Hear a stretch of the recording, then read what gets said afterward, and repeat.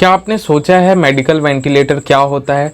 क्योंकि जब से कोविड-19 की बात आई है तब से वेंटिलेटर्स के बारे में, आईसीयू के बारे में काफ़ी ज़्यादा है वो बातें हो रही हैं, काफ़ी ज़्यादा आपने मीडिया में इसको सुना होगा। तो आज मैं इसके बारे में ही आपसे बात करने वाला हूँ। मेडिकल वेंटिलेटर क्या होता है, उसमें कौन से पार्ट होते हैं और बेसिकली इसका पर्पस क्या होता है, किसी भी सिचुएशन में मेडिकल वेंटिलेटर क्या काम करता है।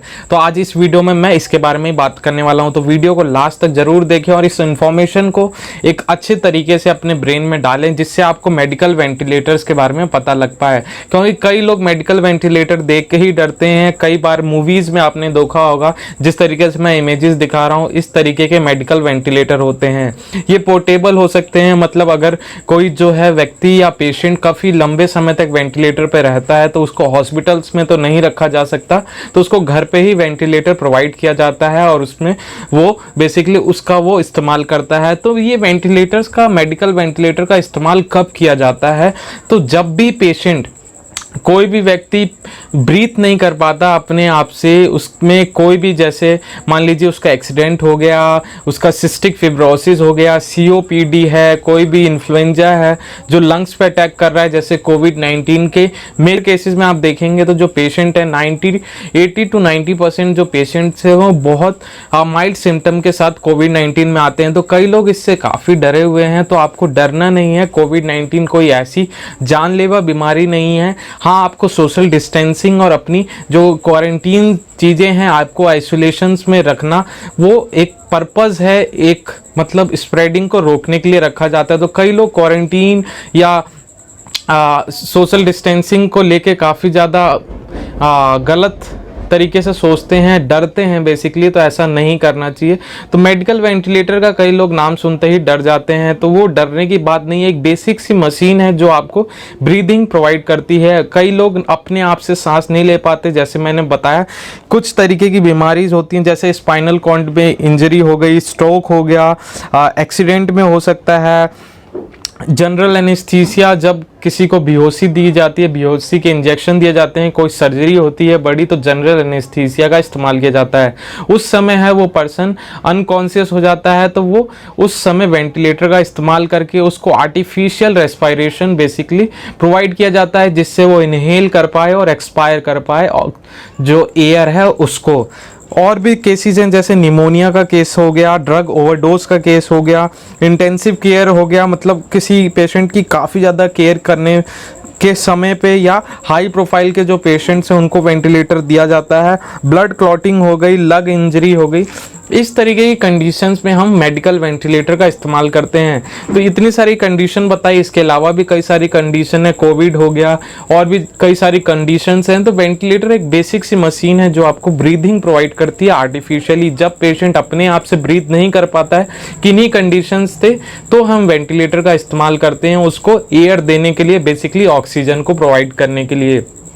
तो ये दो तरीके से हम प्रोवाइड कर सकते हैं वेंटिलेटर में। एक तो सर्जरी करके, जो उसकी ट्रैकिया है, बेसिकली एक विंड पाइप में ट्रैकिया होती है, उसमें सर्जरी करके, जिसको ट्रैकियोस्टोमी बोलते हैं, तो पाइप लगा के जो है ब्रीथ को प्रोवाइड किया जाए, या मास्क लगा के, जो आपने आमतौर पे फिल्मों पे देखा है, आपका मास्क जो मुंह पे लगाया जाता है उससे जो है उसको एयर दी जाती है। और ये एयर कंट्रोल वे में कई सारी जो चीज़ें हैं उससे कंट्रोल की जाती हैं, कैलिब्रेट की जाती हैं। तो इस तरीके से हम ब्रीथ प्रोवाइड करते हैं वेंटिलेटर। और वेंटिलेटर बेसिकली दो ही यूनिट में आपको मिलेगा, या तो आईसीयू, जिसको हम इंटेंस केयर यूनिट बोलते हैं, तो आपने हॉस्पिटल्स में आईसीयू तो देखा ही होगा, या दूसरी कंडीशन होती है सीसीयू, इसको बोलते हैं क्रिटिकल केयर यूनिट। ये थोड़ी और मतलब जो है स्टेज बड़ी है, इसमें जो है तब भी यहाँ भी वेंटिलेटर का इस्तेमाल किया जाता है। तो ये तो हो गया वेंटिलेटर। अब इसमें पार्ट कौन कौन से होते हैं, तो आप जब मैं पार्ट बताऊंगा तो आप बेसिकली समझ पाएंगे कि हाँ वेंटिलेटर कुछ इस तरीके से काम करता है, और आपको काफ़ी ईजी हो पाएगा समझने के लिए। तो इसके पार्ट्स करीब करीब स्क्रीन पे दिखा रहा हूँ और फटाफट बताऊंगा, जिससे वीडियो लंबी भी ना हो और आप समझ पाएं कि बेसिकली इन पार्ट्स का इस्तेमाल किया जाता है, इन कैलिब्रेटर या इन मीटरिंग वेल्व का इस्तेमाल किया जाता है एक वेंटिलेटर में। इनमें जो चीज़ें होती हैं वो आपको पार्ट्स में पता लगी होंगी। बेसिकली इसमें आप देखेंगे तो 4-5 चीज़ें ही हैं, वो अलग अलग चीज़ों के लिए, वेल्व हो गए, मीटर हो गया, कैलिब्रेटर हो गया, टैंक हो गया, और एयर हो गई, O2 हो गई, और बेसिकली पेशेंट का लंग हो गया और मास्क हो गया। तो ये जो है 7-8 चीज़ें जो हैं एक वेंटिलेटर में मौजूद होता है और इसके साथ जो है स्क्रीन मौजूद होती है, जहाँ पे है डिजिटली माध्यम से आप देख पाते हैं कि क्या क्या चीज़ें कितनी हो रही हैं। और अगर वो जो प्रेशर है वो कम ज़्यादा होता है तो वो एक अलार्म भी प्रोड्यूस करता है, और उसकी मदद से जो है वहाँ पे मेडिकल प्रोफेशनल हैं वो उस चीज़ को सुन पाते हैं और उस हिसाब से अंडरस्टैंड करके सिचुएशन को काम में ला पाते हैं, उस चीज़ को मेंटेन करते हैं। तो एक पेशेंट को जब भी जो है वेंटिलेटर की ज़रूरत पड़ेगी तो वो बहुत लास्ट में पड़ती है, जब वो खुद से ब्रीथ नहीं कर पाता है। तो इस तरीके से जो मेडिकल वेंटिलेटर इस्तेमाल करता है, तो कोविड-19 की सिचुएशन में सभी को वेंटिलेटर की बिल्कुल भी ज़रूरत नहीं होती। वो उन्हीं को ज़रूरत होती है जो काफ़ी ज़्यादा जो है हाई रिस्क में पहुंच चुके हैं और बहुत लास्ट स्टेज में हैं और जो अपने हिसाब से ब्रीथ नहीं कर पाते, और कई लोग वहां से रिकवर भी कर पाते हैं। और कुछ लोगों के साथ जो है वो फर्टिलिटी भी हो जाती है, मगर काफ़ी ज़्यादा लोग हैं वो आईसीयू के बाद बाहर भी आ जाते हैं। तो ये है मेडिकल वेंटिलेटर के बारे में। आई होप आपको ओवरव्यू तो मिल गया होगा कि वेंटिलेटर होता क्या है। एक आर्टिफिशियल ब्रीदिंग प्रोवाइड की जाती है पेशेंट को, और इसको आईसीयू या सीसीयू यूनिट में रखा जाता है। पोर्टेबल हो सकता है, जिसको आप घर पे भी इस्तेमाल कर सकते हैं, और इसको या इन्वेसिव या नॉन इन्वेसिव की मदद से ये है ओवरऑल वेंटिलेटर के बारे में। आई होप वीडियो अच्छी लगी होगी। अगर अच्छी लगी, इन्फॉर्मेटिव लगी, तो वीडियो को लाइक शेयर सब्सक्राइब के साथ बेल का आइकन जरूर दबाना। धन्यवाद।